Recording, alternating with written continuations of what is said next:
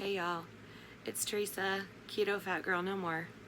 It is June 29th, 2024, and I have not made a video in a very, very long time. But I thought I'd come on here and give you guys an update on how I've been. So, I am still in Sacramento, and I am living with family, and I am in a very, very good place in my life, spiritually, mentally, emotionally, and physically. I've had a couple mishaps happen recently, and I wanted to tell y'all about them because they're kind of silly. But then at the same time, everything happens for a reason. So first off, I'll talk about my weight loss journey, since that has always been the focal point of this channel. I'm still doing keto. I have had so many ups and downs and slip ups and mess ups, and y'all know since Ruben passed away September of 2021, I gained 40 pounds, and then I moved to Sacramento and I lost the 40 pounds, and then I moved in with my kids and I gained 10 pounds. Well, I'm down those 10 pounds, praise God. I have been working really hard the last couple of weeks, and I always feel so bad because I'll come on here and I'll tell you guys how I'm doing, and then I'll mess up. But I know that you guys like transparency, and I know you like to see that I'm human just like you, and I make mistakes just like you, and I fall and I get back up just like you. So that's what I'm showing you here today. So I have been not working out at all. I work at a school, and right now we're doing summer school. I work with disabled students in high school right now. I was doing transitional, which I absolutely love. That's a whole nother story. Maybe one day I'll make a video about that so I could tell you some of the stuff that happened. But right now I'm working at a high school, and in the mornings after the kids go to breakfast, we walk the track for a good hour to 45 minutes. And I feel like that's enough exercise for me for right now, because after the first week, I'm pretty exhausted. And I've had a couple of mishaps. I'll tell you about the first mishap. The first mishap, I was working at a different high school right before summer school started, and I was walking and taking the train. So I'm on my way, school is out, I'm walking to the train station, and I slipped. Well, I didn't slip, I tripped. My cousin called me, and when she called me, I looked down at the phone and I took my eyes off of the ground, which is something that I normally do. I always look at the ground because I have fallen so many times over the years, and I've torn my ACL 5 times, and it's just not worth it to me to not watch the ground when I walk. So I looked at the phone, and right when I looked at the phone, there was a step, and I hit the step and I just went straight down, and I went down on my knees and this hand, and I don't know. Okay, I know not all of you that follow me are Christians. I know some of you are. So this would be more for my Christian followers, because you're going to like this story. So I want to say that this hand got broke because I could not move it. And well, actually it was my wrist. My wrist just swelled up completely, and I was in excruciating pain. And it was a Tuesday, so I went home and I took a nap. Tuesday nights we have church, so I went to church that night, and I thought, I'm gonna get prayed for, and if God doesn't heal me, then I'll go to the ER. So I went to I went to the altar after church, and God touched me. And one of my friends prayed for me, and it was a very simple prayer. She just put her hand on my wrist and she prayed for God to take the pain away. And immediately he took the pain away, and it's never come back. And in the morning when I woke up, all the swelling was gone. So that was the first mishap. That was on a Tuesday.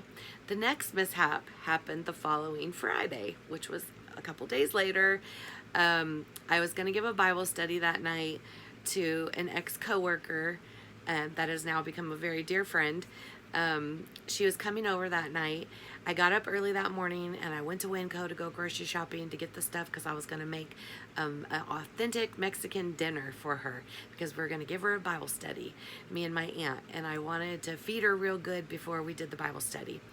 So I had a little slip up. I bought some sushi from Winco, something that I love and I don't do very often, and I ate it in the car on the way home.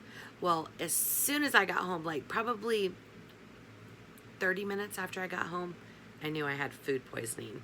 I was so extremely sick. And I don't want to give too much TMI, but I was very close to the bathroom the whole day. So my aunt was there and Amia was going to be coming pretty soon, my friend. And so I'm just cooking. I'm cooking for hours and being really, really busy and running to the bathroom the whole day. And I didn't tell anybody that I wasn't feeling well. I just kept going, just like the way I was taught by my mom. Just keep it moving. It doesn't matter what you're feeling, just keep it moving. And I wasn't paying attention to my body. And my body was saying, drink more water. You're getting dehydrated.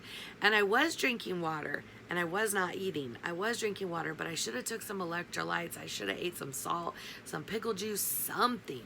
But I wasn't listening to my body because I was so just trying to get all the food done, everything prepared, all the vegetables cut up, everything, everything done. And by the time she got there, it was about 7 o'clock. By the time she left, it was about 11:30. And I had mentioned that my stomach was hurting, but I didn't tell them what was wrong with me. And I did keep having to run to the bathroom. But I don't think they noticed anything different because I literally, my whole life revolves around my bladder. At age 53, I always have to go potty. So I don't think they noticed anything different. So she leaves at 11:30. Oh, and I had my grandkids too. My 3 granddaughters were here. So I put them to bed. I went to sleep. At 1:30 in the morning, I wake up and I have to use the restroom. So I get up to use the restroom and I got dizzy. I remember holding on to the counter, and next thing I know, I'm thinking, why is my nose hurting? And I go like this and I realize the ground is right here. Oh my goodness, I'm on the floor. Luckily, I face planted on the floor in the bathroom, but I landed on one of those bath spongy mats that's about, that thick. So thank God, because I would have hit the tile and it would have been really bad.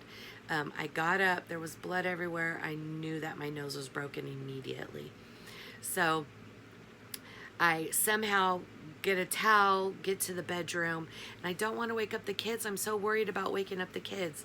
So I sit on the edge of the bed and I'm sitting there and my head is just pounding. And I have broke my nose in the past, but this one was a doozy. This was bad. I knew that I was thinking too in my head, because I was very dizzy, that I think maybe I possibly had a concussion. And so something said, call Debbie. So I call my Aunt Debbie, and she jumps up, all frazzled, jumps up and comes in here, and she's like, oh my goodness, you need an ice pack. It's already swelling, and gets me some Tylenol. And she tells me to sit up. But I was so out of it. And I know you're not supposed to go to sleep. You need to stay up, and believe it or not, I laid flat down and went to sleep. And I don't know how I did it. I had the ice pack on my face. I went to sleep, and I woke up maybe about 6 o'clock in the morning. And I forgot to mention the fact that right before I went to sleep, I literally vomited everywhere, and I had to clean that up, as dizzy as I was from the concussion. So anyways, long story short, I got a concussion, I got whiplash, I fractured my nose, and I don't know if you guys can tell, but it's crooked. It's crooked. It's going this way. I'm looking straight at the camera, and it is crooked. And you can kind of still see a little bit of the bruising. I ended up getting 2 black eyes. My lip, I don't know if you could still see the bruising. My lip was like pushed out to here. I looked a hot mess. But do you know that girl came back over the 2 days later, which was Father's Day, and we gave her another Bible study, and I stayed up, and then I went to work on Monday morning, and I went to work. I only had to go to work on Monday for training for summer school, and on, let's see, Thursday and Friday. So I was able to take Tuesday and Wednesday off. I literally slept. That's all I could do was sleep. And then Friday I was able to finally go to the doctor. And they took a bunch of x-rays. And of course, my nose is fractured, concussion. They're ordering for me to get an MRI and to go see the ear, nose, and throat specialist. They're supposed to be calling me on Monday to make an appointment for that doctor. So I have been having the worst headaches and dizzy spells for the past 2 weeks. And I went to work every single day this week like that. So I keep pressing. I gotta go. I need to make the money. I'm gonna go visit my parents in August. They've both been in a rehab for a couple of months, and I need to go see them. They're declining rapidly, especially my father, and I need to go see my parents. But let me see what else has been going on. Besides the fact that I think I made one video since I started going back to church. I've been going to church. It's been amazing. I've seen people getting healed, people getting delivered. I watched 161 people receive the gift of the Holy Ghost with evidence of speaking in tongues in one night at my church. In one night. We have been in revival. It has been amazing. People are coming in off the streets. Drug addicts are getting delivered. People are getting healings. It's been phenomenal. And I've been witnessing to as many people as I possibly can, just trying to tell everybody about Jesus.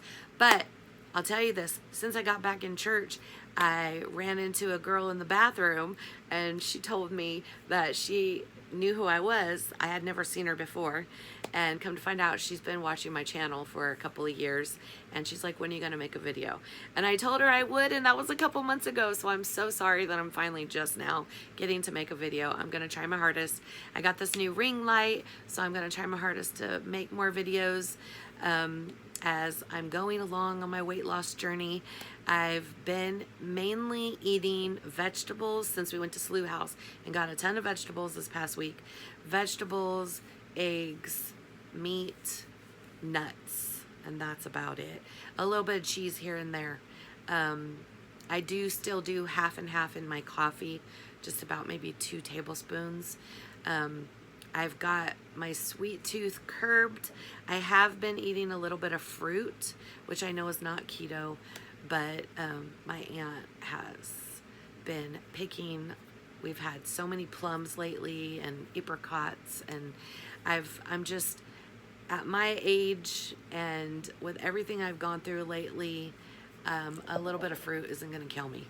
So I'm not strict keto like I used to be, and I just feel like I've got to do this my way, whatever's going to work for me. And with going through, I'm in the beginning stages of, the end stages of perimenopause. That's another thing I want to talk about one day. I want to make a video about menopause and perimenopause and the things that I found out about, how to help out with hot flashes and night sweats, and I'll leave that for my next video. But anyways, I hope y'all enjoyed my ramble, and I hope that I will be able to get back on here and do another video pretty soon. I pray that y'all have a wonderful, blessed evening, and that you enjoy your families. God bless.